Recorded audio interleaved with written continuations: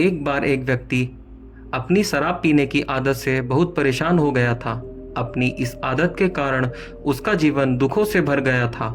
इसलिए वह एक मोंक साधु के पास गया और उनसे आदर के साथ बोला, महाराज, मैं अपनी शराब पीने की आदत से बहुत दुखी हो गया हूँ।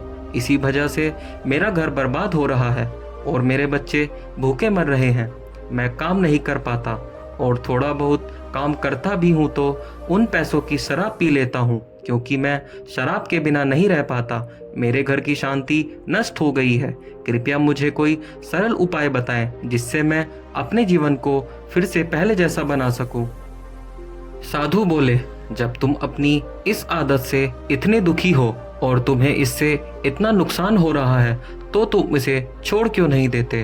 वह व्यक्ति बड़ी विनम्रता के साथ बोला, महाराज, मैं शराब छोड़ना चाहता हूँ, पर यह मेरे खून में इस कदर समा गई है कि मुझे छोड़ने का नाम ही नहीं ले रही।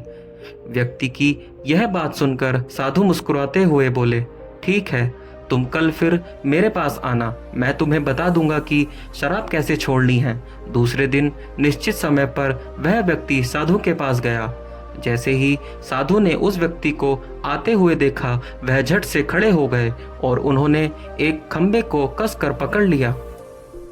जब उस व्यक्ति ने साधु को इस दशा में देखा तो कुछ समय तो वह मौन खड़ा रहा, पर जब काफी देर के बाद भी उन साधु ने खंबा नहीं छोड़ा तो उससे रहा नहीं गया और वह पूछ बैठा, गुरुदेव, आपने व्यर्थ में ही इस खंबे को क्यों पकड़ रखा है। व्यक्ति की बात सुनकर साधु बोले, मैंने खंबे को नहीं पकड़ा है, यह खंबा मेरे शरीर को पकड़े हुए है। मैं चाहता हूँ कि यह मुझे छोड़ दे, किंतु यह मुझे छोड़ नहीं रहा है। उस व्यक्ति को बहुत अचंभा हुआ। वह बोला, गुरुदेव, मैं शराब जरूर पीता हूँ, लेकिन मैं पागल नहीं हूँ। मैं देख सकता हूँ कि आपने ही इस खंबे को जानबूझकर कसकर पकड़ रखा है। यह तो निर्जीव है, यह आपको क्या पकड़ेगा।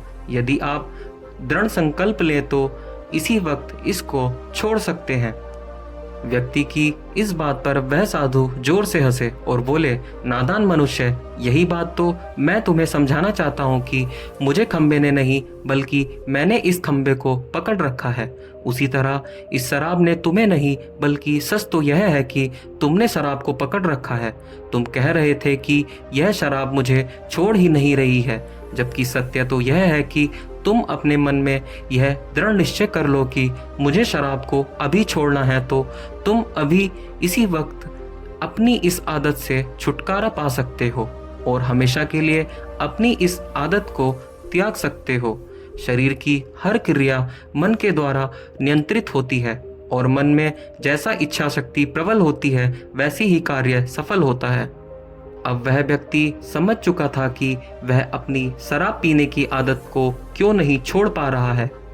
वह साधु की बात से इतना प्रभावित हुआ कि उसने उसी वक्त जीवन में कभी शराब न पीने का संकल्प लिया और कुछ समय बाद उसके घर में खुशियां दोबारा लौट आईं। उसका परिवार सुखी रहने लगा और वह अपना जीवन यापन शांति के साथ करने लगा। तो दोस्तों, इस कहानी से हमें यह सीखने को मिलता है कि बुराई की पकड़ चाहे कितनी भी मजबूत हो, लेकिन हम दृढ़ संकल्प के साथ हर बुराई से छुटकारा पा सकते हैं। यदि हमारे मन में बुराई से लड़ने की इच्छा शक्ति प्रबल हो तो जीवन में कोई भी बुराई या कोई भी आदत हमारे ऊपर हावी नहीं हो सकती।